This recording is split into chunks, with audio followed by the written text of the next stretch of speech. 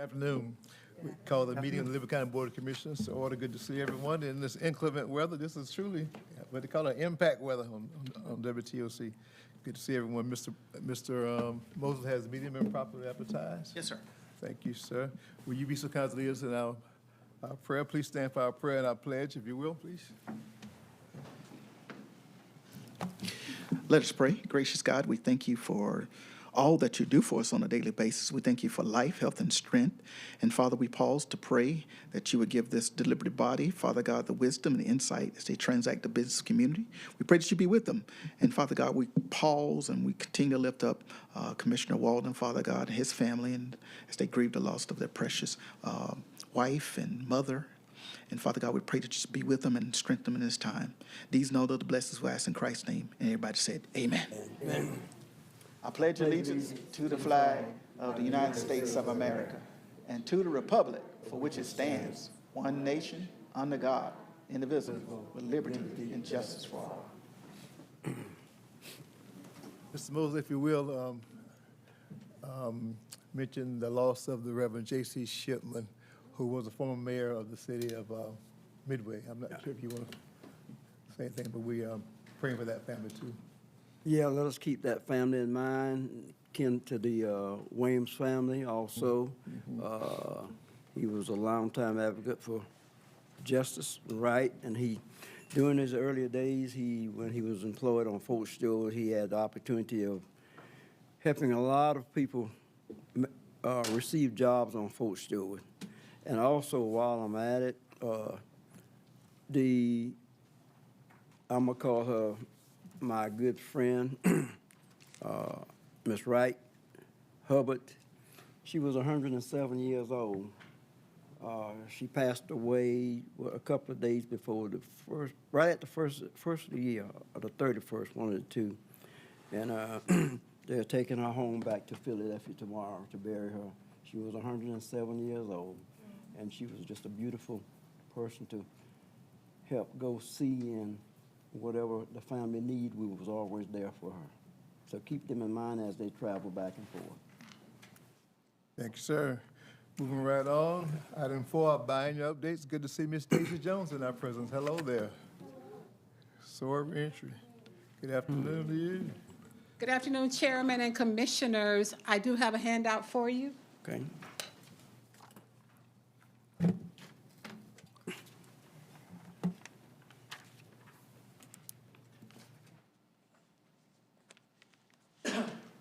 Thank you, ma'am.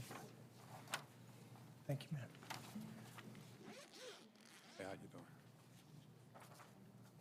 you doing? Happy New Year. It's still Happy New Year on this January the 15th, 2026. It's my pleasure to be here on behalf of our Board of Directors and our SOAR team leadership team to give you an update. The last time I was here was in 2024, and as I said then, we're all a little grayer. I lost weight, so I'm not the same weight, so we're glad for that. But we just thank you for your support.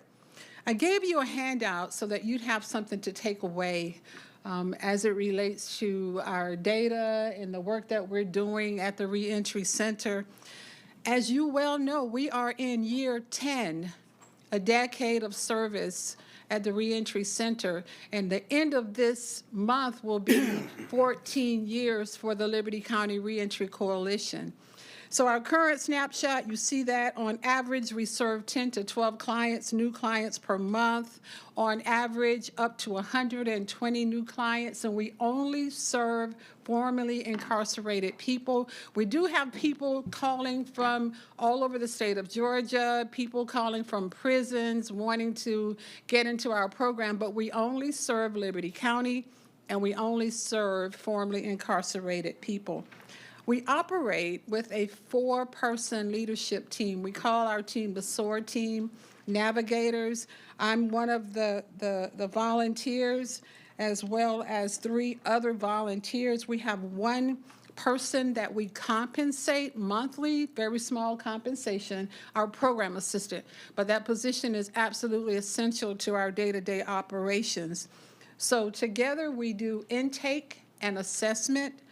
We conduct referrals. We have a mentorship component, peer support, and we also have case management. So if you come into our office, we have hundreds of case files since 2016. And we retain all of those case files. We're not at the point where after 7 years we destroy them, but we still maintain those case files and historical records. So for program activity in 2025, you see the breakout. We had a total of 91 new program participants in 2025, 69, 75%, a little over 75% were male, which is predominantly our clients, and we had 22%, 22 females, which is up. And it has been climbing over the years of an increase of females coming out of prison and jail. In fact, last year we had the first female client who had been in prison for over 20 years. I'm happy to say, though, that she's doing well. She's fully employed, she's stably housed, and she's improving and contributing to the community. Significant is we have veterans who come in, and we had 4 veterans last year. One of the opportunities that veterans have, that if they're homeless, we refer them directly to the Hinesville VA and into the HUD-VASH program to get housed. The VA will have a van that will transport them directly to Charleston to have immediate housing, so that's a good benefit for veterans. As I said, on average, we have up to 10 new clients. Last year, on average, it was about a little over 8 to 9 clients per month. June was our highest month because summertime is the highest number of participants that we see coming in for help. I want to note that in November last year, we were only open for just a few days because that was scheduled vacation time and training time. So even in that month of one-day opening, we had 1 new client. I want to say that we have to pause for, we call it refit, refresh, vacation, because of the kind of work we do that will risk burnout, even personally, will risk burnout, and then we jeopardize the kind of work, the kind of service that we can provide people, because we want to provide a fresh approach to each new client. Each new client deserves a fresh approach of a freshly rested intake case manager to address their needs. So you see the monthly intake flow, how that flowed out, and I've already highlighted each month. We had 1 new client in November, and again, we closed for 3 weeks. But when we came back in December, we had 10 new clients. We closed the last 2 weeks in December. So that's 10 people in 2 weeks because we close annually for Christmas and for New Year's. So the need still exists. It's a continuous need, and what we want to make sure we do is maintain quality staffing to support what the needs are. So these numbers represent what we do day to day for each participant, each program participant. An individual can come in and it's voluntary, and even if a person is on what we call paper under supervision, their parole probation officer can mandate that they come and get services from us, but it's still voluntary for that individual to follow, to help create their own reentry plan, to follow that plan and to achieve those goals on their own with support from the reentry center. So we provide the first day out services. People come in, you've heard me say this very often, with the clothes on their backs. We've had people come in with no shoes and with slides.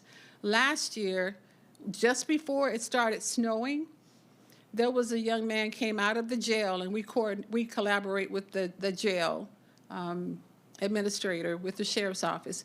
They brought him in. He's from North Georgia, and he had on shorts and a T-shirt, visibly shaken and shivering. So he wanted to go back to his home of record, which was supported by the sheriff's office, because we don't want people walking around homeless in Hinesville, Liberty County. And so we got him clothes. We have clothes, shoes, personal care items, underwear. We have blankets. We have snacks. And we put him on the bus and sent him to his home of record. So you see the host of kinds of services that we provide. But I want to go all the way to investment. Because one of the main things that's important to us is that we come back and say thank you to you, the Board of Commissioners, for your support over this whole decade. If you recall, I stood here in December 2015 asking you for support for the vacant building on 205 East Court Street, and had some clients with me and some board members with me. And we have one of our board members here, Jeffrey Porter, and asking you for that. And we started working before we cleaned, renovated the building. And it's been a decade of support. And I get really emotional when I think about the support that you provide to this program, the support that you provide with the building that we have, the facility that we have. We have to have electricity, and we have to have water. I came back and asked you again a year later to support with electricity and water, and you did that a decade ago. So I'm an emotional person. So I want to say thank you. Thank you on behalf of our board, our team, and these hundreds of people that we have seen come through the Reentry Center. We've continued to upgrade the building, and your great maintenance team, Mr. David and his team, if we call, which is not often, they come promptly, and they take care of the business of changing out lights, doing whatever needs to be done in the building. It is a great building, a facility we're very proud to have. There are not many reentry programs in the state of Georgia, grassroots like we are. And so Liberty County Proud is what we are when we think about what you continue to do and support. And I did an estimate of the facility cost, an estimate, Administrator, an estimate of what I thought the cost might be today, utilities and building maintenance, and I probably shot kind of low, but it's significant that you provide in-kind support. We call it in-kind support. And we estimate that at almost $30,000 per year.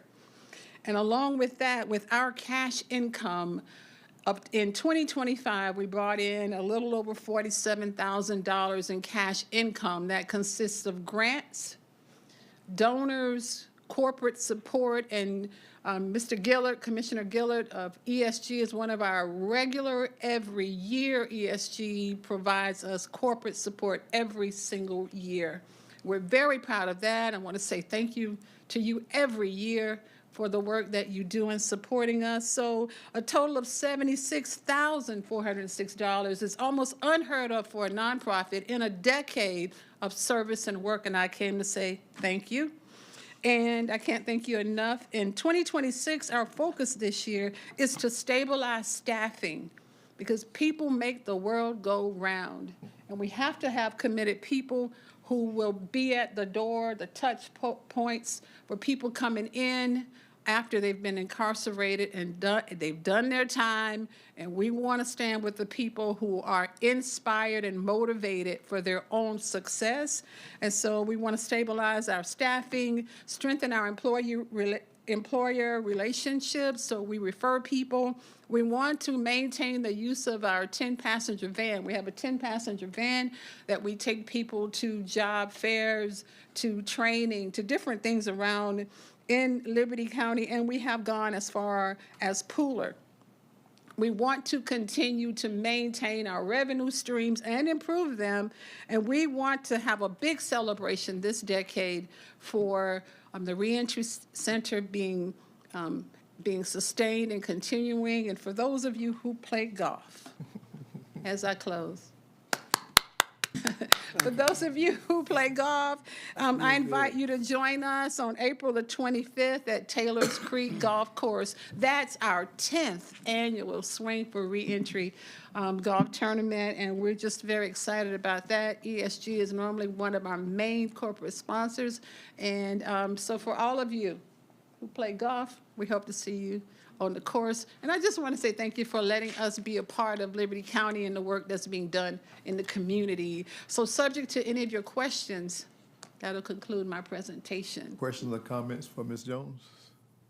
Job well done. Daisy, and I thank you and your volunteers for all that y'all do for us here in Liberty County. Thank you. Blessings on everybody. Thank you. Thank you. Okay. Well, I'll be there. Golf tournament. Right. Liberty County Commission of Business Bureau.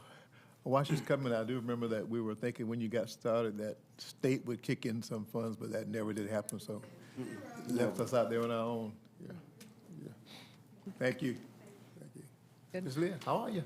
Well, sir, good afternoon. Thank you for the opportunity to provide our biannual update on the work of the Liberty County Convention and Visitors Bureau. Today, I'm going to walk you briefly through how we've been promoting Liberty County over the last 6 months, the partnerships we've built, and how these efforts continue to drive visitation awareness and economic impact for our community. So, of course, we do still have an ongoing initiative, that of our bi-monthly spouse tour. These tours are designed to introduce visiting spouses and guests, often connected to business travel, conferences, or military and civic events, to what Liberty County has to offer. Our goal is simple: turn a visit into a return trip by creating a positive personal experience within our community. During these tours, participants experience local attractions, dining, shopping, and history. These curated experiences help us showcase Liberty County as welcoming, vibrant, and worth revisiting, not just once, but again and again. Beyond tourism, they also strengthen our relationships with local businesses and attractions. This is HLH, the nursery in Midway. They go all out for just about every holiday, and the ladies really enjoyed going there.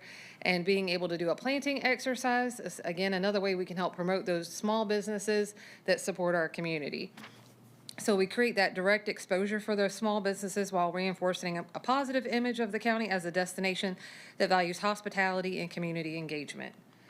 So in addition to tours, we have maintained a strong presence with booths across various locations and events. This is the Newcomers Fairs on Fort Stewart. These booths do allow us to engage directly with residents, visitors, and potential travelers, sharing information, answering questions, and promoting those upcoming events and attractions. So I showed this slide earlier, so sorry, Commissioner Gilliard, but these are some of my favorite guys. They don't mind. Yeah, yeah. These are some of my favorite guys, and this was my favorite picture from last year. Without ESG, we definitely would not be able to do all the things that we do. We were very excited, and since the July, since I've been here last, the Southeast Tourism Society named the Hinesville Small World Festival an event of distinction for the Southeast, not Southeast Georgia, the Southeast part of the United States. So we are very excited to have that. We did our October luncheon, which is the Liberty County birthday party, and that's where we played Jeopardy. The chairman was not a contestant this year, but I'm sure he would have won again if he was. Again, we put out that Santa mailbox like we do every year, and as I reported, I'm so sorry, Commissioner Gilliard, today at the City of Hinesville meeting, we had to order an extra 250 postcards for Santa to write responses back. It was a record year for Santa and his elves and all the responses that they got to write. We do help decorate Gap Park to, again, make the season brighter for everybody involved. Tons of Liberty County residents show up to take their Christmas card pictures or just see the Grinch. The poor Grinch, his hat got stolen a couple of times this year. I think it just became a test of how many times I would replace it. That's what I was thinking at the end of it. And he's 9 feet tall, so I have to stand on a ladder to replace it. All the people and the places, so I've told you before, we do lots of photography, lots of video. This was a food photo shoot we did over 2 days in August. We visited 14 different restaurants in Liberty County, from Coast all the way to the west side of Hinesville. So standing on chairs and ladders and hauling lights. We had lots of local models help us. Nobody suffered for food. Everybody went home full. So they had a great time. But that's one way we really help promote the community and, again, keep that money local. These are some of the Facebook posts or things that were done with those photos. So on the left is JJ's, which is a Hinesville restaurant. That's an organic post. So without boosting or anything, without paying any money, that's just good photos and good quality video. And that's the kind of traffic you can get. And then the far right-hand side is my UGA student. He worked with us for the summer, and he shot videos at Cay Creek, and he shot videos at the Historic Baptismal Trail, and all of these places of just a regular person walking these paths that history has taught us are special and showing what it looks like. And again, those posts do really, really well on all of our platforms because it's just a person. It's not staged. It's not any of those things. So we give away lots of things. Back in July, we did support the 4th of July event that happened at Bryant Commons. And I think the chairman went to that, the Blues Festival.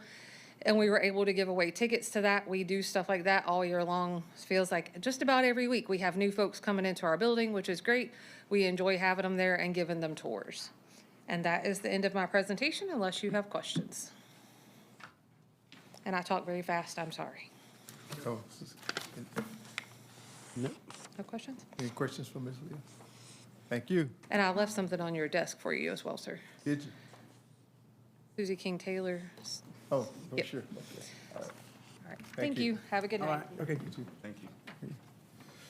All right, we're going to hear from our auditors first, and then Ms. Samantha's going to come. So auditor have to get back on the road. So we're going to allow them to come first, and then Ms. Samantha with the financial report.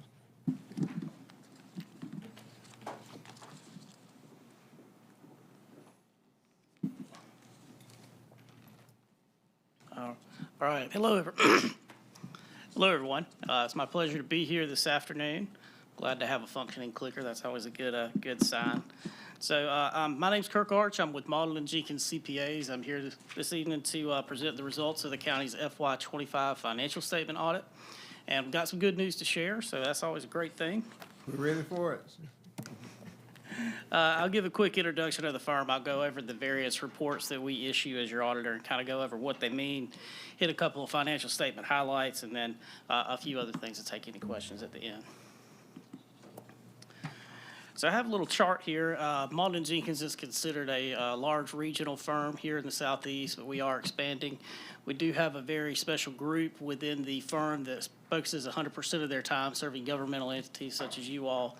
The accounting that you all do is different from what's typically seen in the private sector, and you all have a unique set of rules to follow it and compliance things to check off. So we feel like we have a good team to bring a high level of service. So this slide here is going over the main audit opinion. This is the one that really we're here to do, although there are a couple of other reports included. So this is going to be the independent auditor's report, and its goal is to say whether or not we believe, as your auditor, that your financial statements are materially correct at year end. Our responsibility as it relates to the audit is to perform audit procedures and give that opinion on whether or not we believe the statements are materially correct. Management is responsible for the statements themselves and is responsible for all the information contained therein. We do follow generally accepted auditing standards and governmental auditing standards when we perform our audits. And I'm happy to report that we issued a unmodified or clean opinion. That's really the best opinion you can get in this type of audit. It means we do think everything's materially correct in your statements, and they can be relied on by you all and by outside parties. This is the highest level of assurance that we can offer you all as your external auditor. So congratulations on getting a great opinion. Thank you. We have two other reports that go along with the independent auditor's report. The first is called a Yellow Book report. It's not intended to give an opinion, but it's intended to kind of, if we do see something during the course of our audit procedures we feel we need to mention to you all, we would cite it in this report. We did have one finding here this year. It's a repeat finding for you all, and in your elected official offices, basically there's an overlap of duty just kind of by nature. Almost all of our counties have this same finding, so nothing to lose any sleep over, but nothing else to cite there, so I think that's a really great report.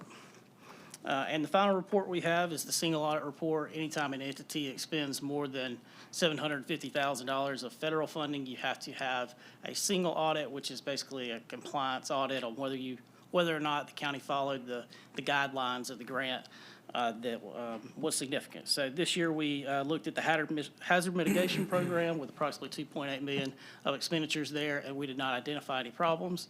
So we issued a clean or unmodified opinion. So that's great.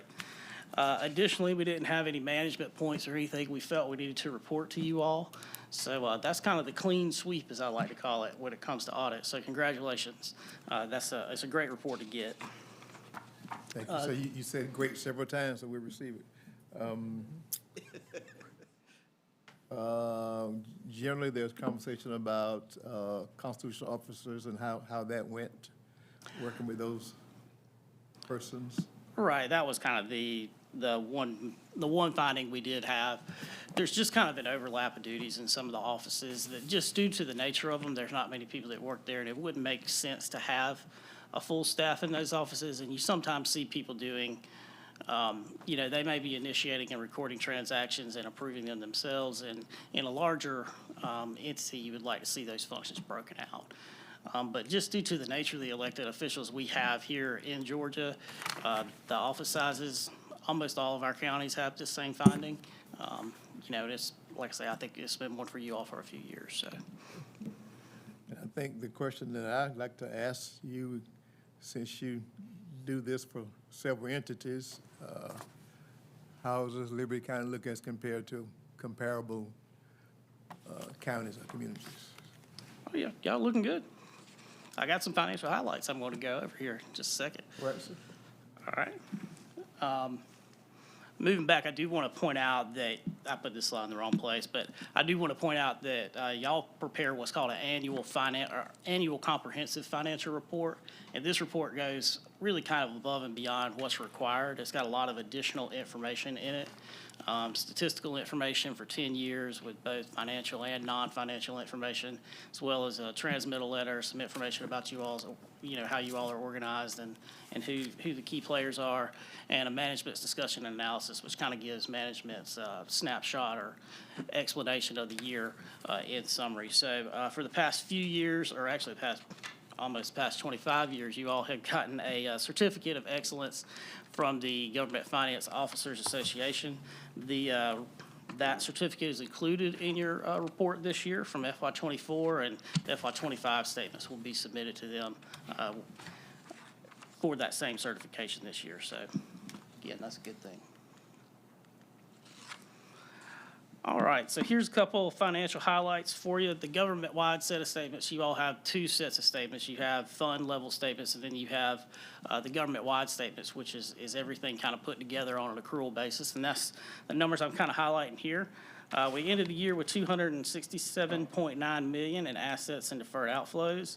Of that, 153.6 are capital in nature, such as your infrastructure, your machinery, equipment, and whatnot. 97.6 million is cash and cash equivalents. Those assets are offset by around 120 million in liabilities and deferred inflows. 102.5 million of those liabilities are non-current in nature, with around 46 million of those being related to your retirement plans, your pension, and your OPEB plan, and the others are financing instruments. Ending the year, we have 147.9 million in net position, or what a lot of people would call equity, and of that, 32.1 is unrestricted and able to fund current operations. So that's a really strong balance sheet for you all. And as we kind of note on the last line here, the last line kind of concerns your income statement from a government-wide standpoint. We see you have 114.4 million in revenues, offset by 95.6 million in expenses. So overall, we saw a total increase in that position this year of around 18.4 million. So that's a strong balance sheet and a strong year. How does that compare? I don't remember to last year, Samantha. Do you remember? We had an increase last year, but it was not just 18 million. This is the government-wide level. I think he's going to go into the fund level where Okay.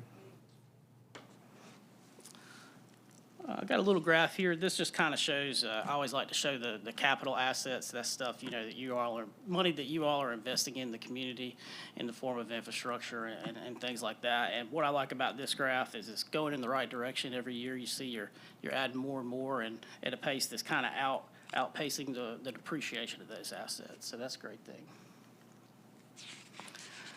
All right, the general fund is the fund that is your main operating fund and really the main fund for almost all governments. You all had a good year there and you have a strong balance sheet as well. We ended the year with $40.7 million in assets offset by $6.4 million in liabilities and deferred outflows. That ends us with $43.3 million of fund balance, of which 28.9 is unassigned. So that means that's funds that are spendable for current operations. We had $68.1 million in revenue with around $61.1 million of expenditures. There's some miscellaneous items that kind of go at the bottom that total to about 1.1. At the end of the year, we increased our fund balance or our equity by about $8.1 million. And that's really great. One of the ways we kind of like to look at fund balance is to say how many months of fund balance do you have, and kind of what that means is if you shut down operations right at the year end, how long could you operate with the funds on hand? And you all can operate for about 6.7 months, which is a good place to be. Anything over 4 for a June 30 year end is good, and you all are at 6.7. So that's a great thing. Liquid ratio, that's just current assets to current liabilities. Anything over 1 to 1 is kind of good. Y'all are at 7.4 to 1, so great area there. So here's a graph of your general fund performance this year. You'll see we got an increase in revenues, increase in expenditures, and fund balance, both assigned and unassigned. I think that's a great thing. Your revenues are outpacing the increase of your expenditures and padding up that fund balance year to year, so great deal. A couple of quick highlights on the solid waste fund. That's your main business type fund. So we got $3.5 million in assets and deferred liabilities, offset by about 5.3 of liabilities deferred inflows. We do have a little bit of a deficit in this fund. However, as I understand it, there's a plan in place to kind of address that. We had $4.1 million of revenues, around $5 million of expenditures, some other stuff of about $200,000. And overall, we went down on our fund balance a little bit this year. However, we did have some good capital asset additions, and we did pay some long-term debt. So, overall, not too bad. Commissioners, you remember we increased solid waste fees to help with that deficit. So that should be, I'm not sure how long it's going to take to correct itself, but. Hopefully it'll start to turn around, yes, sir. Yeah, and that was what we discussed as well. That plan is in place, and we expect to see that deficit correct over a period of time. Next one I have here is kind of a graph. You'll see here we did have a big year expenditure-wise. I think there was a kind of a confluence of things that happened all at once that kind of drove that. But hopefully that change in the rate structure will kind of help correct that going forward. Okay, we do have some required communications here. As I kind of mentioned at the start, the financial statements, along with the disclosures, all the accounting policies and estimates are the responsibility of management. They're considered to be an integral part of the financial statements. We did not have any difficulties in dealing with management. We didn't have any disagreements. We don't believe there are any uncorrected misstatements in the financial statements, and the firm and the audit team are independent of you all, as we're required to be by professional standards in order to give our audit opinions.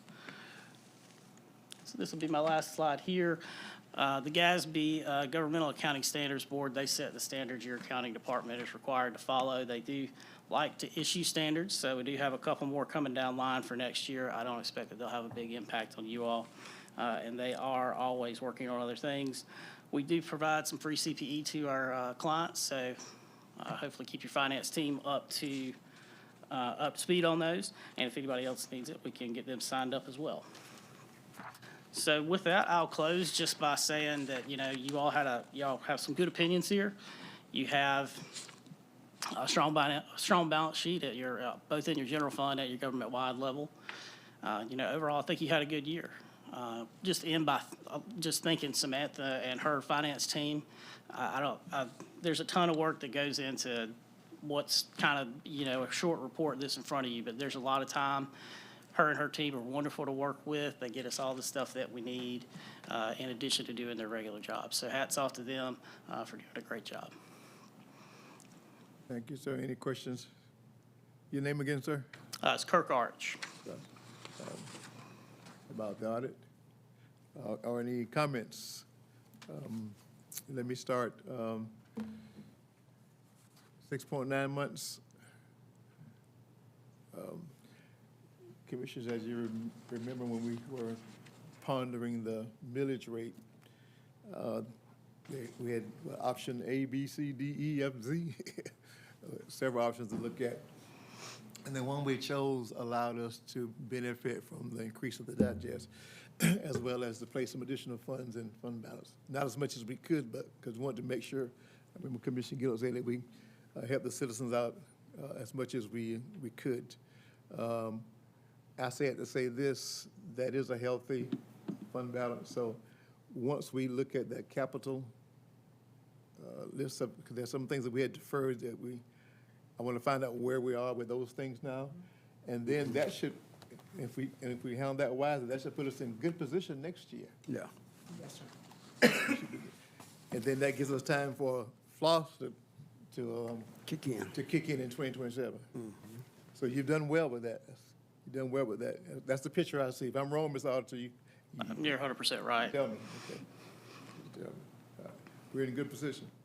So, Mr. Moses, Ms. Hunter, y'all keep our feet to the fire, as they say, so that we'll be in the same position next year. We can, because the citizens, I got an email this week about property taxes, and I was able to answer the question. But my point is, if we have the healthy fund balance, we're able to provide our employees what they need to work efficiently, not have equipment that's breaking down and all that kind of stuff that's antiquated, but yet be mindful of maintain and sustain our fund balance, and then be in a good position next year so that we won't have to make any kind of drastic change in our village rate.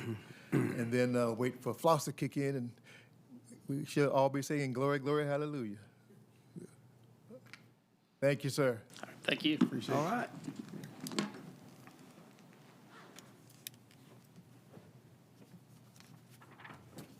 Ms. Richardson, now don't you undo anything that he just did. I know, that's what I was gonna say. Chairman, Yes, sir. before Mr. Richardson give a report, I just want to remind the commissioners, I think it was about 9 days ago, we talked about that sooner or later, as they say in church, soon and very soon, the financial report would be here, and it's here today. So all y'all that was crying poor mouth, here it is. Correct. If I may, can I just add one comment on the audit presentation? That's something that we did change as a county, starting in FY '25, and that was to go partially self-insured. And so now we've been through one full fiscal year, and so part of that addition to fund balance in the general fund, we did not have claims exceeding our expectations. So we do have a reserve for both the health insurance and workers' comp side, as well as the property and casualty. It was a pretty tame claims year, but certainly there's going to be years where we have more claims. But so far, year one, I'll call it a success. So I need to go ahead and ask this. How about their retirement account? Go ahead and put that out there. Yeah, are we where Are we where we need to be? If with not, the well, retirement? so Paying that? yeah, I think we have paid a little more than what was recommended the past couple of years. We are coming up in the, what do they call it, the funding percentage, to where once we get to a certain percentage, they will allow us to use some of those excess funds in harder years, harder times. So we're getting closer every year to that. So yes, sir. well, let's put that on our review list too then, in case we might need to enter for just a little bit. So it doesn't hit us like it did before. Yeah. If the fund balance will support it, it sounds like what the auditor just said it will. Yes, All right. it will. Yes, sir. And that payment is due the end of this month. Okay. We pay along every biweekly pay period, pay into it, but certainly that lump sum is due in January. Okay. So fast forwarding to November of 2025, I'm here to present the financial statements. And starting with the general fund, we've collected about 22% of our total budgeted revenues and have spent 38% of our total budgeted expenditures.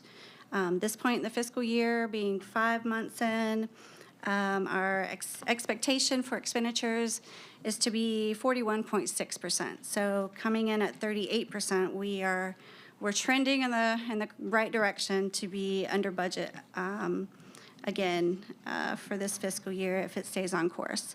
As far as our revenues, it is pretty common for this month of the year. November is one of our leanest cash flow months, but this does turn around in January with the collection of our property taxes from some of those escrows and those financial institutions. I heard a few checks have come in. Yes, yes. And yes, currently, so we have 3.2 months in our unreserved fund balance for November, which last year at this time we were at 2.3. So we are certainly getting more financially sound. But it's still, for our leanest time of the year, it's not going to get No.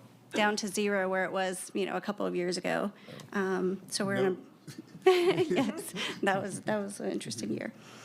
But looking at the departmental expenditures for the general fund, there are still a few that are and will continue to be as a result of those contracts that are required to be paid at the beginning of the fiscal year. Those are going to be for IT, the jail for their food service contract, Superior Court, and the law library. Additional departments that are showing ahead of schedule for this month. The elections, which is based on the elections for the November. Public service. Yes, sir, for the public service, and additionally for those city elections that they had for their positions that were open. So we are going to bill Flemington and Midway, thank you, yes, sir, for their services. And I'm working with Rhonda right now to get those costs identified. Road Department had some unexpected repairs for the fiscal year, causing them to be ahead of schedule. Recreation, for their temporary employees, we've identified that at this point, it's really the timing of when those sports, they incur a lot of expenditures in fall when they have multiple sports going on. So we'll continue to monitor this and make sure they're not going to go over budget for the year, but winter time, they shouldn't have, as near as much as they do in the other months where they have a lot of sports going on. Additionally, a couple of things, we knew that they were going to be ahead of schedule, so you all approved a January 1st budget amendment for FY26, and that included tax commissioner for a payment required to be made to a previous employee that was unexpected, and for animal control, their new officer that they have. But everything else, nothing is really concerning us for this point in the fiscal year, but we will continue to monitor it every month. And turning the page to solid waste. Before you go on, Yes, sir. that concerns me a little bit, and you need to watch it carefully, is that I heard your explanation about the recreation department, but that is a good-sized number.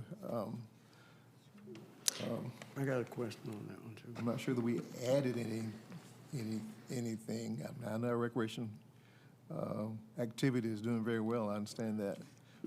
Yes, sir. Okay. So dig a little deeper into. Yes, sir, absolutely. That 170 kind of, Stands out. it's not 70, it's 170. Yeah. Chairman. Additionally, there was the youth center, Riceboro Youth Center, Right, that we that's started wrong. taking over the electricity. I So forgot about that That's 70, is isn't it? also I forgot about that. Yeah. a January 1st budget Right. amendment, so Commissioner, it will remember help. we had, in the initial contract, we agreed to do that, but we had not been doing it. Correct. Right. Yes. So that you'll see that adjustment. We posted that for January when it was approved. So that will certainly help recreation, but Okay. I can dig into the temporary employees. And also, excuse me, Mr. Chair, with the animal control, that additional employee, that was with the city, correct? Yes, sir. And the city, I believe we have a contract with the city to receive, we bill them out now 1/12 of the contract every month for a total of $50,000 over a year period. Those will be, that revenue will be recorded in revenues and won't offset the cost directly. But again, that was a January 1st budget amendment, so it will help the expenditure side once we get to January. Oh, so that is not 100% reimbursement with the city? I don't believe so, no, sir.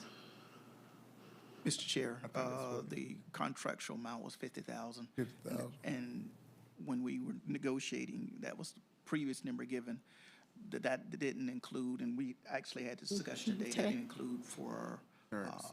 vehicle insurance and other ancillary costs that went along with that. So that's why when we made when I presented the agreement, I shared that I really wanted to monitor everything so that when this agreement come back up, that we would need to ask for a substantial amount of money to cover costs if we were going to continue to do that in the future. Mr. Chairman, I believe that should have come back to the commissioners before, even though we approved 50,000, not 75,000. You know, that would have came back to us, so we would know, rather than the budget going over continuously. Shouldn't, that was just my thought. If we approved for a new employee for animal control to work within the city, that was a contractual agreement, then if the contract was for 50,000 and here it is, it's going to be, I'm just throwing a number out there. But if it was going to be more than the 50,000, it should have come back, so we would review it and decide if we wanted to have the contract with the But we city. did not purchase any additional, am I mistaken, equipment for that person? Other than Upfront, yeah. clothes, things like that, Yeah, but yeah. person didn't need, we moved around some vehicles, but that person Yeah. didn't need a vehicle. Yeah. What some other cost, Sam, that we had? Well, I thought that, Or work on the weekends or something? that was, that we were gonna hire someone, I guess, at that rate of 50,000, whatever, but that's what the city was paying. And they wanted that, mostly for after what we would call non-traditional hours, like Saturdays and Sundays, weekends, or just whenever. They want us to have somebody to respond to, animals, you know, loose animals in Hinesville. Right. Mostly on weekends or whenever. And I don't know if that would be, if it was one of our regular officers that was working on a Saturday, that would be at a overtime rate, wouldn't it? It was additional employee. Yeah. this The is additional right. employee Yes, sir. that just handle Hinesville calls?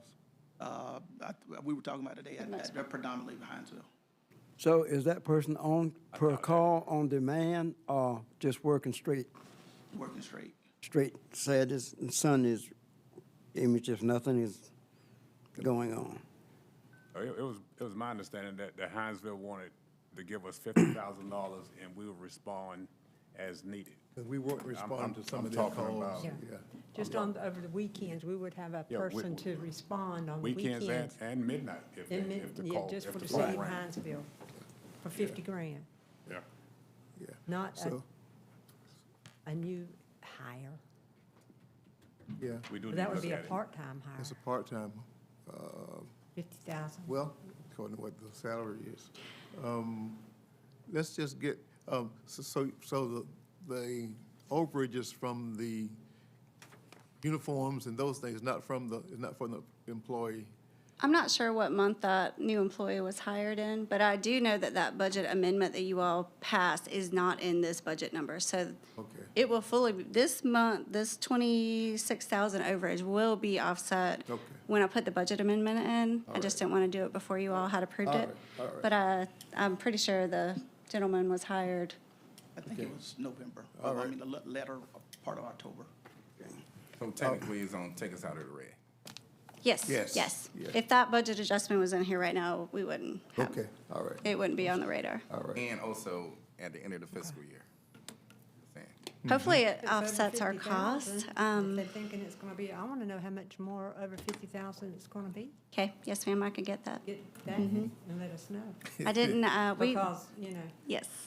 contract's You contract. get $50, look, $50 service, huh? Right, That's right. right. Give them 50,000. And that, IGA, was that 1 year or 2 years? I think it's one. We did one? Correct? We did a 1 year with, Because you want to, with another year Option renewal, renewal, but yeah. that's why I shared with you when I brought it Understood. there, that I Okay. want to All right. monitor it closely, Okay. because I Okay. knew Okay. the concerns y'all brought forth were Okay. All right. valid concerns, and I had those concerns as well. okay, all right. Just one other thing on that. So are we tracking the activities for Hinesville? Yes, Yes. sir. Yes, sir. Just to I've see got what I to just get a got the true report, cost. and I certainly can give y'all, but I got the report. I'm gonna submit it to the city of Hinesville, Okay. tonight before I leave. How does that work with duplicated services though? Never mind, I guess that's getting in the weeds. Okay. Oh, good question. All right, ma'am. Okay, moving right along. Yes, so solid waste for the end of November, currently sitting at a net loss of about 86,000 to date. Solid waste has collected 29% of total revenues and spent about 31% of total budgeted expenses. There are currently no single departments showing over budget for solid waste. And at this point, we don't anticipate any of them to go over budget. Their revenues will turn around with the collection of the assessments that went out on the property tax bills. And turning the page to the special, One question. Oh, on that, yes, sir. Mr. Chairman. Yes, sir. We're no longer picking up household garbage in Flemington, right? We are currently doing it, sir. We will come out of 31st?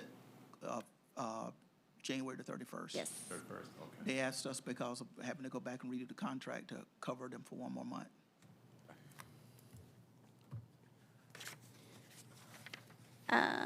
So turning the page to the special revenue funds, all, with the exception of one, are operating within their budget. The one that is over is for records. It's just $1,100 at this point in the fiscal year for electricity that's running ahead of schedule at this time. But this doesn't cause us any concern. Hopefully, it doesn't continue, but we'll keep an eye on that as well. Now for the sales tax reports. Here it is. Sales tax 7, for the month of November, we collected $1,174,000, another great month. And to date, we have spent $21.1 million of our collected revenues. To date, we have spent $21.1 million, and collected in total $35.5 million. Okay. Now for T-Splost, the collection of T-Splost ended, and October was our last month of our regular collection. We do have the following couple months, we did have a little bit trickle in from the state, $14,000 for the month of November. But to date, since the inception of T-Splost, we've collected $59.8 million and have spent $28.3 on T-Splost projects. And that concludes my presentation, unless you have any additional questions. There was conversation, forgotten where I was. The conversation was with the FLOST, and especially when T-Splost starts collection,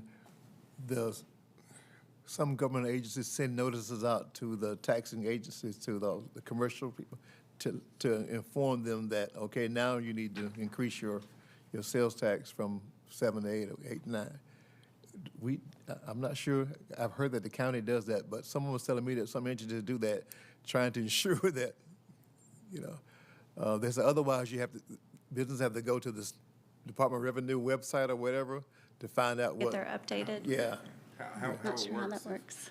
with the Georgia sales tax, you every month you have to apply and put your numbers in, so they automatically do it. But it would be good if the city did or the county did. Be honest with you, the only reason why I know because I'm up here. So just- Yeah, I was gonna say, the cities, when I was in business, the city never sent me a notice to No, remind they me never did. to change it in my computer or whatever. If I didn't collect it, then I had to absorb that extra, You have that to absorb cost. the loss once you Right. put it into the. Yeah. to the system. Once Oh, you really? send- Yep. Yeah. So, Mr. Chair, when, I think when T-Splosh passed the first time, Kim did send some letters out. Yeah. Because I helped to draft some letters. I've just heard that over the weekend, that some entities do that. So it'd be nice.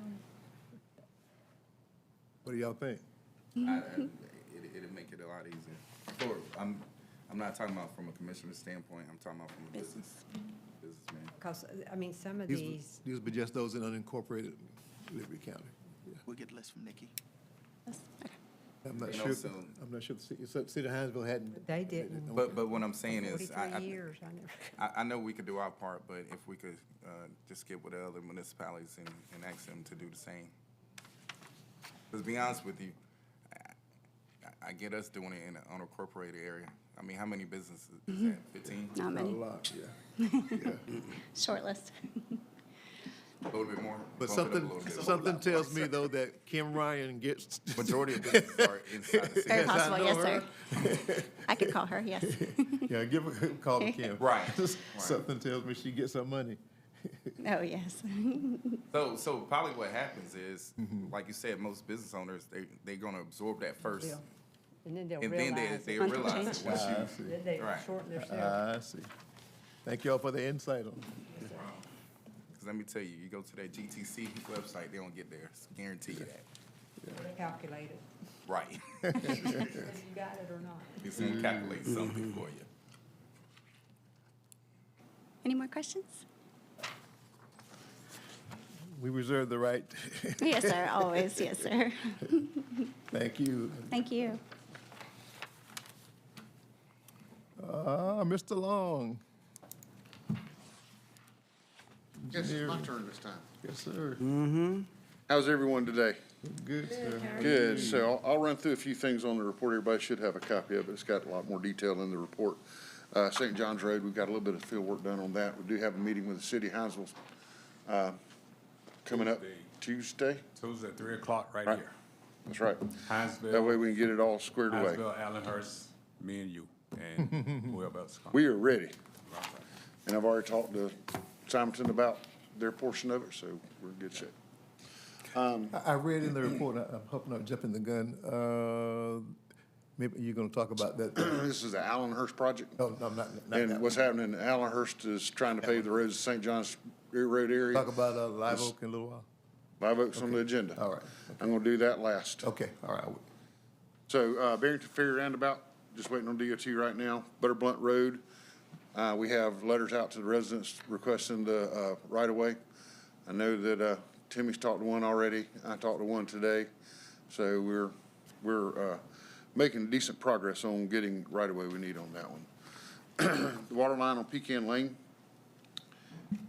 all the construction is complete. I think they finally passed the pressure test today. They had to get in and replace a couple of pieces that were leaking a little bit. Has to meet a pretty tough test to pass 2 hours at 150 PSI. So they got that squared away. That should be chlorinated and ready to turn loose very shortly. Freeman Grove Road, we took bids on that. We got one bid for $322,000, which was a little more than I expected for the amount of work that we have. We are going to look at what we need to do to try to lower that price a little bit and get a better price on that. Any particular And- reason why there's only one bid, you think? Is the, It's a tough The distance. little job. gotcha. And that's the biggest thing is it's little. And the guys that have the equipment to do it are super busy. So, Bacontown Road, we had talked earlier this week about trying to pave this week. And we decided to postponed to next week. Did the weather have anything to do with So it? when I walked out the door this morning, it was like 49 degrees, and I was like, we made a bad decision. And then about 10 o'clock, I was like, no, we made a good decision. Yeah. So hopefully we have that on tap for next week to get the asphalt down on Bacon Town Road. Okay. Sunshine Lake Road, we did have a pre-construction conference on that job. So they'll be getting started soon. They're going to give us a schedule for that. We gave them their notice to proceed, and it starts on Monday. Suzy King Taylor Freedom Park is looking really, really good. If you haven't been out there, I encourage you to go look. We did get the power turned on. Yeah. So It's on. they are trying to get the power now back to the water well so that we can get water on the site. And we are in the throes of being through with the first two parts of the four-part Right. of that. We have some lighting to go, and we have some landscaping to go, and we're hoping to have all that done in the April timeframe so that we can have our, have some events out there. Mary Todd Road, talked to the consultant that's helping us get their appraisals and trying to get everything moving forward with the right-of-way acquisition on that road. He had told us that he was going to be February, March, and he has already started on it. So I was pleasantly surprised to hear from him yesterday. State Patrol parking, we did take bids on that. We got 5 bids on that.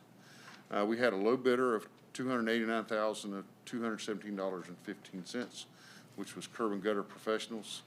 They did not submit a MWBE package, so I'm waiting to have some guidance from Delisa on that particular project, as well as I'm looking for how we're going to fund that. We had 4 other bids that were within 5% of each other. The next lowest bid was $327,021. So we kind of got we're keeping those 2 open for right now. So we know what we can make a recommendation to you. Hopefully we'll be making that recommendation to you at the regular monthly meeting next month. Live Oak Drive is the last one, and we've talked about it several times. We did receive a couple bids on it. The low bidder was J.W. Oliver. They had a bid of $2,428,920. That includes money for the additional water that we have to do. I'm sorry. I take that back. That does not include the $79,000 for the water. We have to do that as a change order. So we've looked back at the contract. There is money available. Commissioner Frazier does have enough. Does wipe him out, but we also have some prospects for some additional money. So what we'd like to do is go ahead and recommend that we go ahead and enter into a contract with J.W. Oliver for a price of $2,428,920 plus a 10% contingency plus $79,010 change order for the additional water that we know that we have to do since the bid. I'm gonna give you a Commissioner Gillard approach now. You said there are prospects for the overage, they have prospects. So I don't wanna mess it up. If I know ask how the much question to mess money. it up, I leave it alone. I don't know how much, just, we're talking. That's the best way to say it. Right, and Mr. Chair, I guess, I had an opportunity to speak to Councilwoman Nelson earlier today, and she was saying that it might be some prospects, I guess that's the word that we're using, but nothing was totally committed.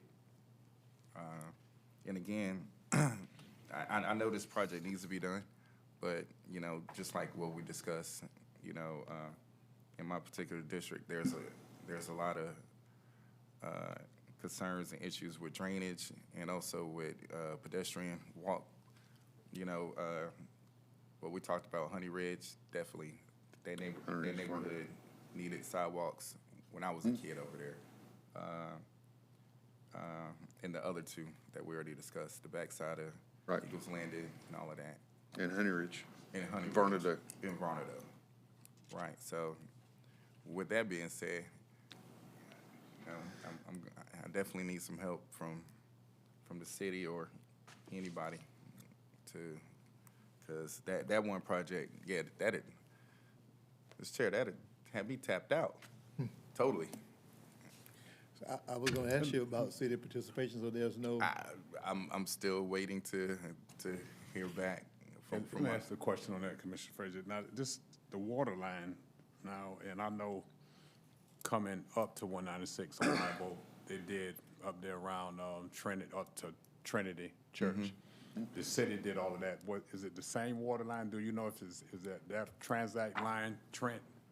So that when the city did their part, they replaced the Yeah, line in the city, even though it's still the same line, same city water.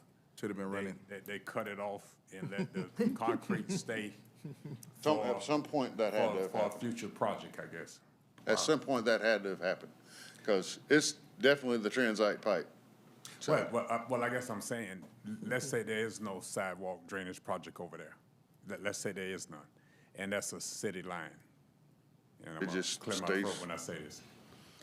That's a city line all the way up to 196, because it's outside the city limits, and they pay a percentage higher for outside services. But if a leak happened right now and it's in the county, it's still a city line. And if that line needs to be replaced, they want it to be replaced because we putting in sidewalk and drainage. so our project, let me back up. So the way we have to do our drainage, we will have conflicts with it in like 9 different locations, plus it's underneath the roadway. So the conflicts create several places that you've got to connect to and from to, I'm struggling to form my sentences, and I apologize that I'm struggling. But when we're trying to make those crossings and to have those, to make the drainage work, I've got to adjust the water line. And it's a pretty big danger when I'm adjusting the water line. Now, if we were not doing the project at all, the city would operate the water line just like it is and be moving right along. And if it breaks, So, then the if city it breaks, fix then they got to fix it at their But expense. And I guess would they fix it or would they replace it with the new line? I guess my question was, again, was that it's a city line, the city owns it, and the city gets a extra charge for outside rates for providing that water to that side of town. And it needs to be replaced. And Justin wants to improve the infrastructure, sidewalk, streets, curb and gutter, or what have you. And the water line needs to be replaced. And that's going to be included in his costs, even though, even when it's replaced, it don't still belong won't to us. belong to the county. Right. Yeah. So in other It- words, it's- what he's saying is that's Yeah. definitely something that the city. Yes. at And I the think bare there's, minimum. Let's go talk to him, Justin. Please. Yeah. I think there's a strong case to get the city to contribute to this. I really do.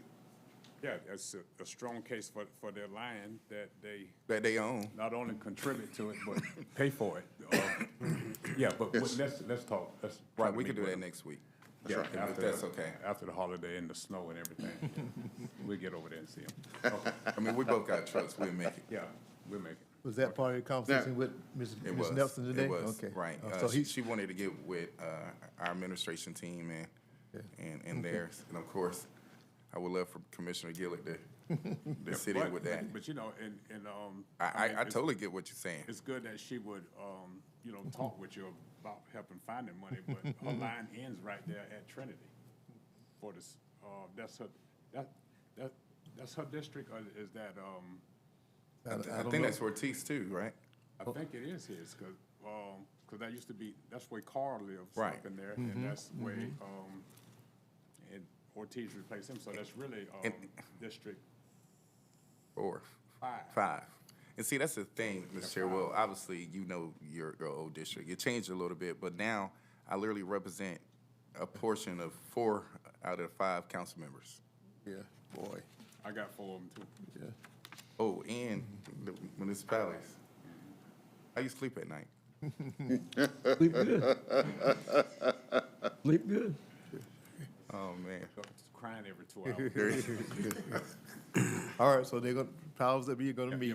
we'll work it out. okay. And Yes, sir. If all else fails, I got some money for you. I appreciate you. Okay, And Yes, I sir. know we're coming up on the deadline, aren't we? Is We'll pass it before we have another meeting. there any way possible you could just, I already got Explain it it. extended 15 days. So I can ask one more time. what do you want to say, no? He'll probably say, okay. I'm about to say, with that type of money on the line. Yeah, the problem is if he feels like, well, I'll ask him.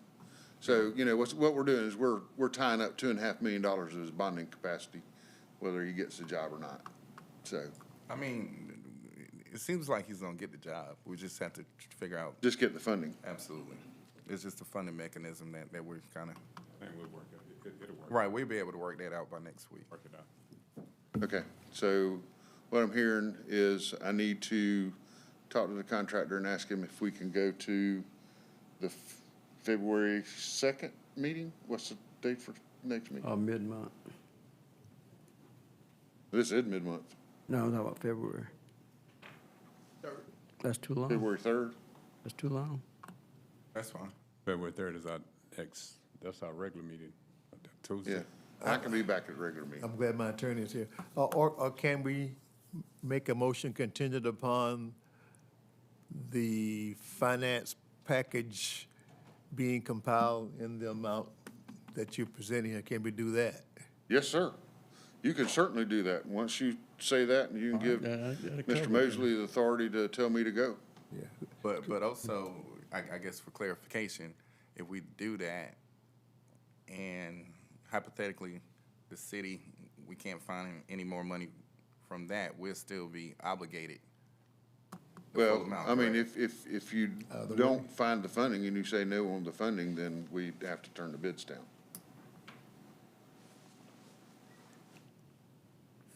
You can actually put all that in the motion based Yeah, on the this- funding. Yeah, This way, it keeps the bid alive, keep the bid alive and go ahead and, and it's still contingent upon, yeah. Yeah. Let's try to, But- as soon as we can next week, Justin, let's try to meet with them. Right, I feel a little bit more comfortable doing that.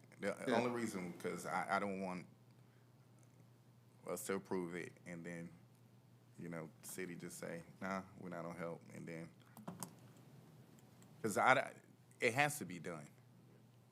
Well, know, that's a if I very heard important- if I heard correctly, Commissioner Gill is gonna help you out. Yeah, we'll have the conversation with them, and then if they don't have if they don't have it, they don't have it, but we'll get it. We'll get it from somewhere. We'll get the funds, but we do need to have that conversation, because Certainly. I'm still concerned about, it's their water line. Right, I mean, it's kind of like paving, Highway 84, it's DOT. When it comes to Hinesville, Allenhurst, Walterville, Ludwig, it's DOT. still So DOT. they're responsible. Yeah. And that water line is Hinesville, whether it comes through the city or the county, it's Hinesville. And we'll have that conversation. If they still say no, then we'll figure it out. You know what, But, then?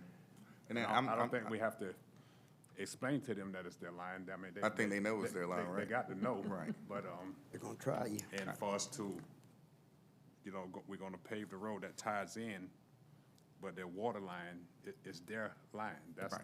that's the part that, And then I'm almost certain, that's, I guess that's the only portion of the unincorporated area. Well, that's not even unincorporated, because that's the weirdest part of my district, right there. And I'm not the smartest guy in the world, and it might not happen while I'm in this seat, but I know in the future, that will not be nothing but the city of Hinesville. they tried it before. I remember they tried it. Yeah. But see, I think when they tried it then, that was the only way you could do, annexation. See, now it's 3 different ways you could do it, right? Can't the city just do it just like our city of Riceboro is doing that annexation? They normally, if the property owner asks to That's a be. different, Ask Or- legislative. That's legislative ask method. legislation. yeah, they had to go through Atlanta, yeah. I'll say this after the meeting, you can, take Give it, it to 'em. but you can't. I like this guy to be on TV every night, but let's move forward. One of you, I want to make the motion that we do that contingent upon.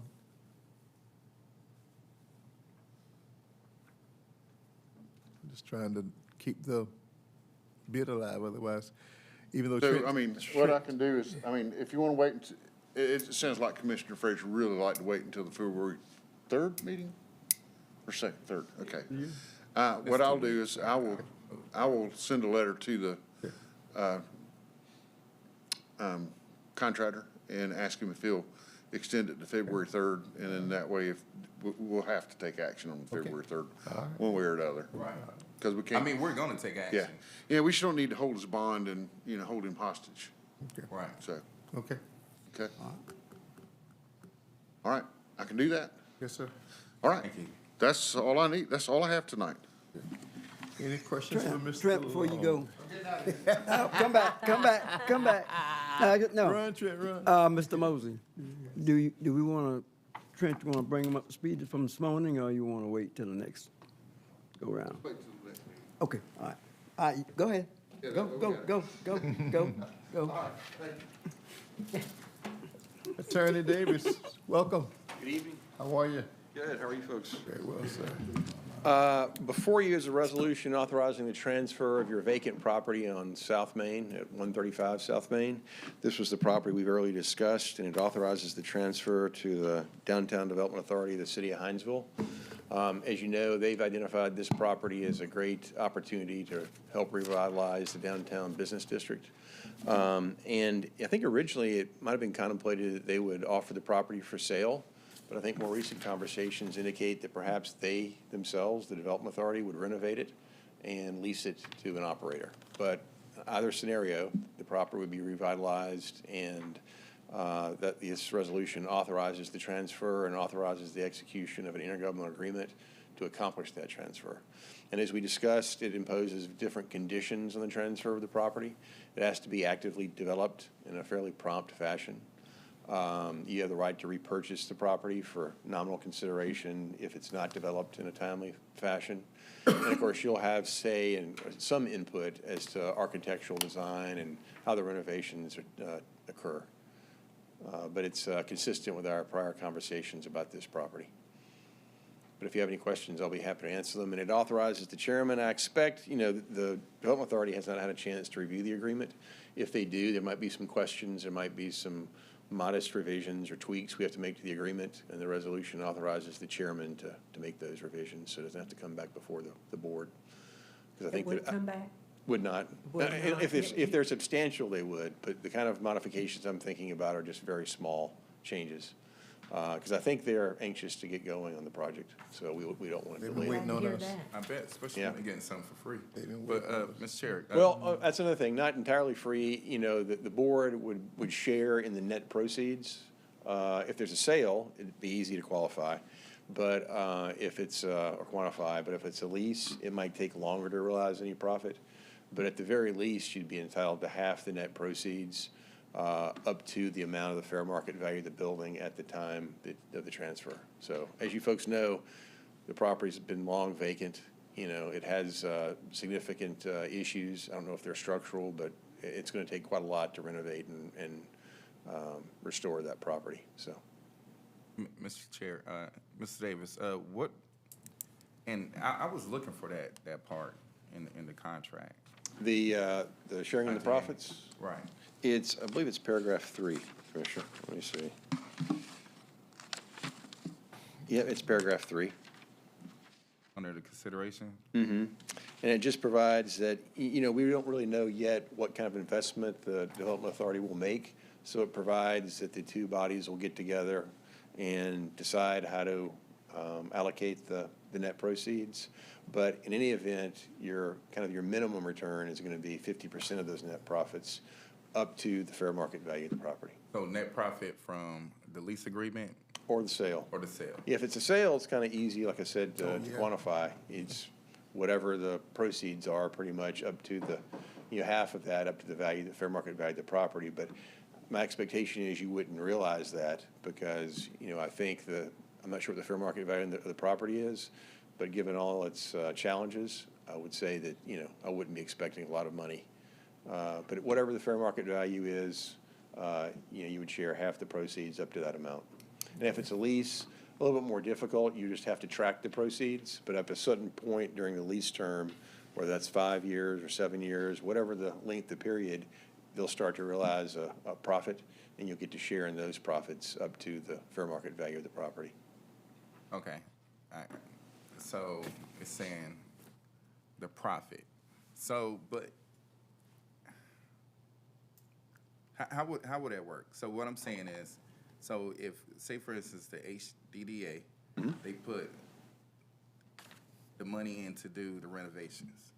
Yeah, for example, if they retain title and say they have to invest $500,000 in the renovation, then We won't get a profit until after. That's right. So it would be perhaps sometime before you realize it. But, under the circumstances, I think at one point we discussed whatever return we could get would be welcome, considering it will help revitalize the downtown, given the vacancy and the state of the property. But yes, at some point you would realize a return, but under the lease scenario, if they invested substantial sums, it would be a much longer period than if they would just had a sale of the property. Right. And Mr. Chair, again, I'm not, I think I've voiced my opinion on this particular project. I'm definitely not against it. We've talked about this vacant corner lot for years. But honestly, I am against the way how we going about it, because I feel like this is an opportunity for us to truly be in a partnership with the Hinesville Downtown Development Authority, and also have us an opportunity to create our own economic development authority from the county standpoint and do a partnership instead of just giving it to them, letting them do it, and then we sitting back. I think, we've all have witnessed the increase in our tax bills. And, just like I said last week, 10 years ago, our millage rate was 14. Today, it's 20. And 10 years ago, I sat in the same seat and asked if we could come up with a revenue generating project. I've done it through whenever Mr. Brown was here. I've done it since Mr. Mosley became the assistant county administrator. Now he sits over there being the county administrator. I've done it before Ms. Richardson was here. And everyone on the financial side said we need to look at a revenue generator project. And I think, Mr. Chair, this is our opportunity, instead of just pushing this project over to the city, that we do a partnership. I know it was a question asked, how could we fund the Economic Development Authority? And this is one of the ways that we could do it. We could do it with doing a partnership with them.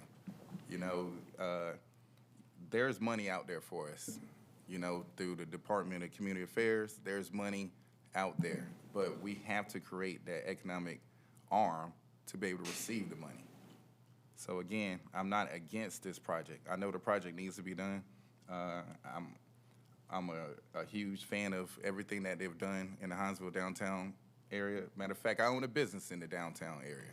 So I understand the work that they're doing, but I just question the work that we're not doing. And this is the time, because at the end of the day, everybody else is going down on the millage rate except us. So what are we going to do? What projects are we going to do to help create commercial growth? What are we going to do to help offset the tax rates? Because I don't know.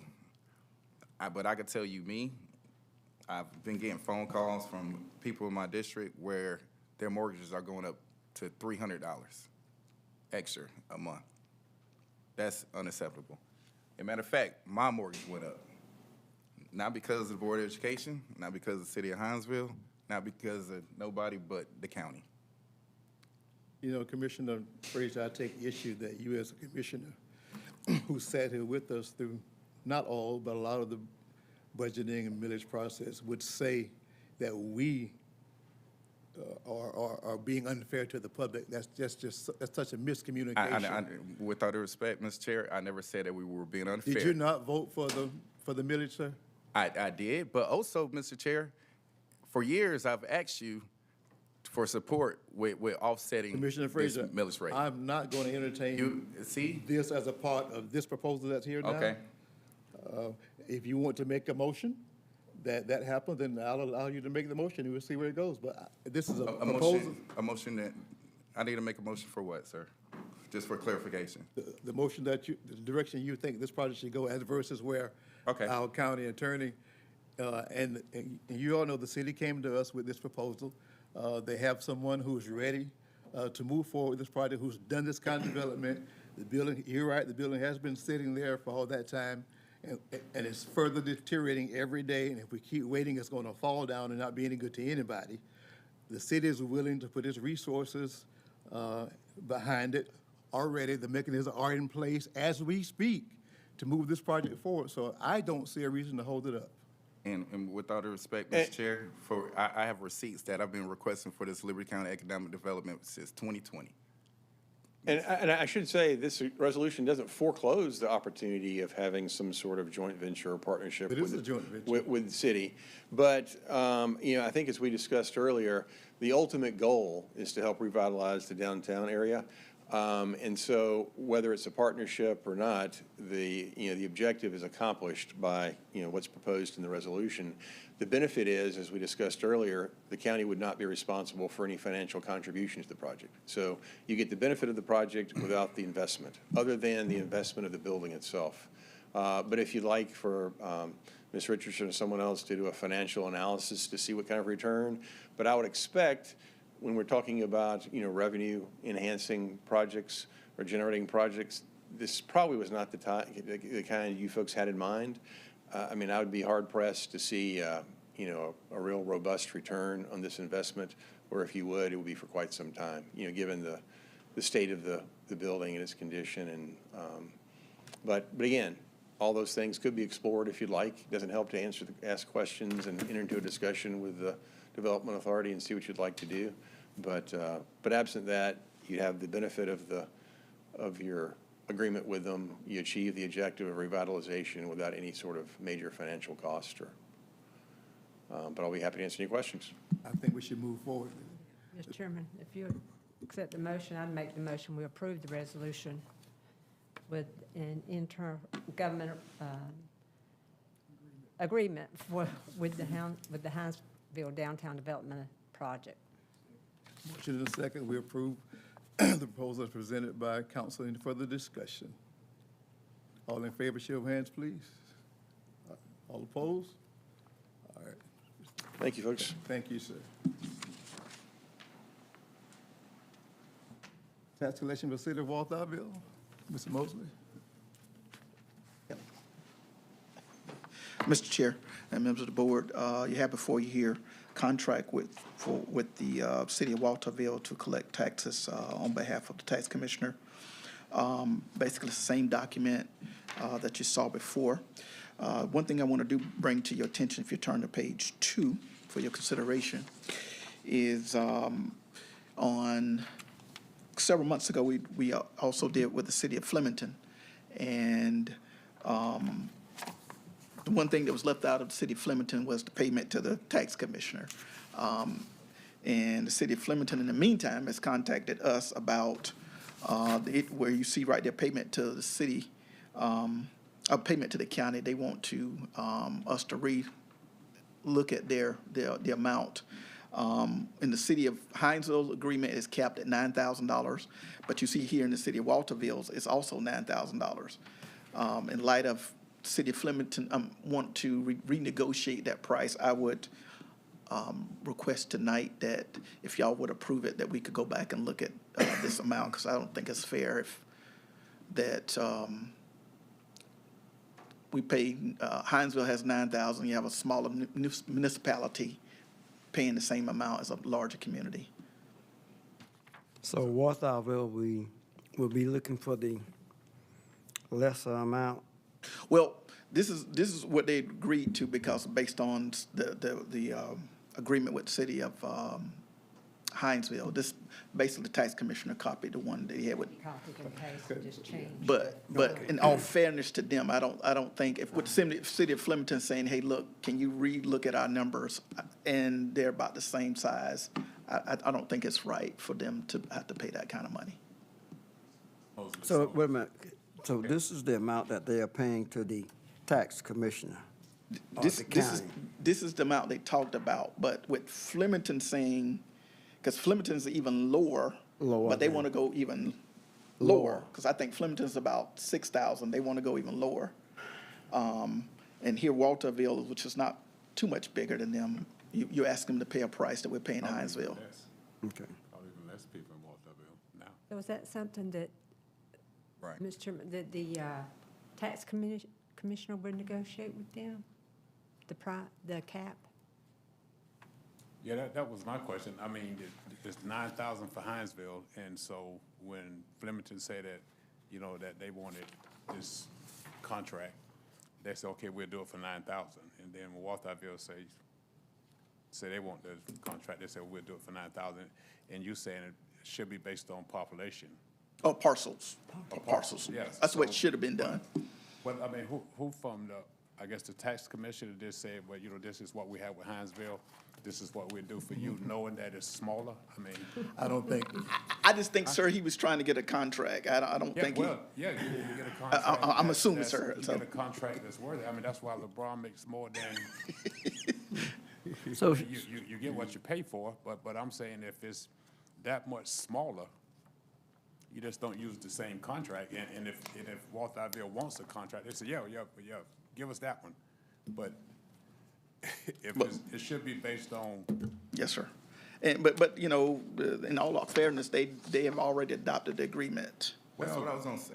Yeah. and- But I was just trying to be fair in the Well, process. and let's be fair now, because this is Walterville, okay? And we been knocking on the door and ringing their phone to get some other contracts that they were a little slow paying. Okay, so now we're gonna give them one now that maybe they say they agree to it, but we'll find out in 3 months. where does the tax commissioner come in at on this? Does he come in at all, have any say-sos? Hands all the same stuff. I know, I know, Well, yes, sir, he actually put the agreement, but the board has to sign off on it. right. Yes, sir. it's through the county. So in hearing, so Walterville's agreement has already been signed. Yes, sir. Then, and it's for a year? Yes, sir. Yes, sir, I believe so, because it's actually says starting in December and then starting renewing in January, on January 1. And we'll run to December. The so- commissioners, you have two options. I heard what Commissioner Gillett said, this is signed, done deal. We can just say, hey, it's already signed. It is what it is. Come back to us next year and we'll look at the numbers again. That's- Or we can say, right, let's create something that's fair to Flemington and Walterville and just kind of ignore, it's not a good word, amend, I guess. Yes, sir. This contract. So those are the two options you have. Do you want to amend so that you doing something comparable for both of these smaller cities? Or is it a done deal, Walterville signed, sealed, and delivered, and we look at it again next year? Yeah, because, you know, Mr. Chairman, because we may be getting, other cities may follow suit. You know, Yeah. Riceboro, Midway may do it one day if they decide to. But I just think, I agree with Mr. Mosley, probably, it just don't need to be the cookie cutter for everybody. It costs everybody 9,000. Right. Unless it costs everybody 9,000. But if it's 9,000 for all of this, and you ain't got but a portion of that, then it shouldn't be 9,000. Yeah. So, Mr. Chairman, go ahead. Did the, Mr. Mosley, did the city of Fleming, did they already adopt theirs and signed off on theirs? Yes, ma'am, they have. And then they called it and said, hey, wait. Yes, ma'am. What made them realize it? I believe when they understood that Hinesville had capped theirs, they kind of wanted something along those lines. I was thinking, excuse me. Go ahead. Thank you. Go I was thinking that Flemington has not, so Flemington has, Yes, sir, y'all have actually adopted Flemington's, because when I came before you guys, y'all said, where's Walterville? So, That's right. Yeah, you're right. well, to get, Yeah, okay. So it's already a done deal. Well, unless you, I yield, but I was gonna say we'll review it next year, but I yield to, listen, we want to always work with our, Right. yeah, no doubt about that. And we're not here trying to have exorbitant prices for anything that we do. In fact, our IGA, the monies we get for the maintenance we do in cities is very low. But even aside that, this is one of our sister cities, a partner, so we want to build and maintain, a good relationship. But Kelly's left now, but I don't think we need a lawyer. If both contracts are signed, they are signed, but that still does not, forbid us from taking a review. You could renegotiate, yes, sir, that portion. Mr. Chair, I guess the question that I have anyone spoken with Commissioner Sharp about this? Well, this kind of came up today with City of Flemington. They've reached out to Samantha, and they'd also reached out to me saying, Mr. Moser, can we sit down and talk? Well, my conversation is, y'all adopted the contract. I'll have to bring it back to you guys to either renegotiate that portion of the contract, because y'all have both bodies have adopted it.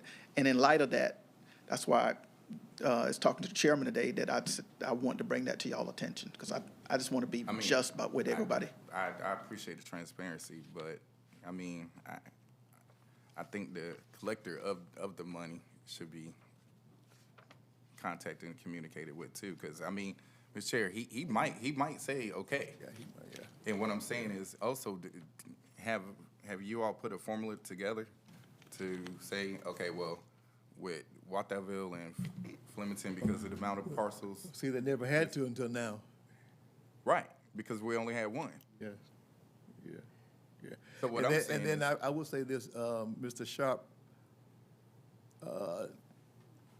drafted his contract in consultation, is that a good word, with Mr. Moser and our staff, because he had not done this before. Right. Yeah. So he had the conversation of our office help him out. So I agree. I think there's kind of, if we just take it back to him. Okay. Let him know that Flemington has called and asked for some reconsideration, and And if he say no, see what then it is. And he is, Mr. Chair, and additional information, he is trying to renegotiate with the City of Flemington, because the Okay. section in terms of payment to the tax commissioner was left out, was omitted. So he is trying to Just make that part of his- renegotiate okay. with Flemington. right.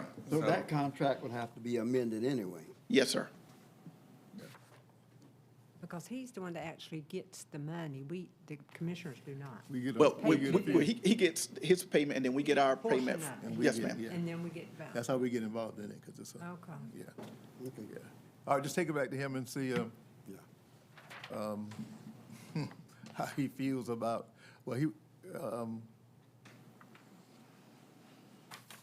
this is not time sensitive. No, ma'am. No, sir. No, sir. Okay. All right. Just have a discussion with him, and let us know what.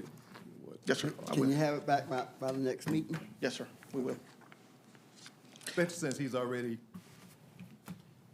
having to relook at the Flemington contract. And I sent an email back to City of Flemington, because they wanted to meet with me, so I wanted to be able to have some information to bring back to you guys in terms of what they want. Right? Administrative report. Mr. Chair, the only thing I wanted to share, we got a lot of stuff going on, but what I want to share is tomorrow will be the first meeting of the ACCG policy, sharing what bills have been introduced.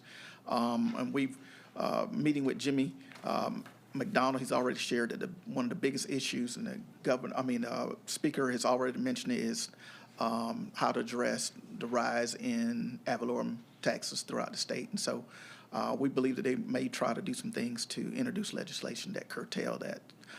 So we want to stay on top of that and keep you guys posted on that.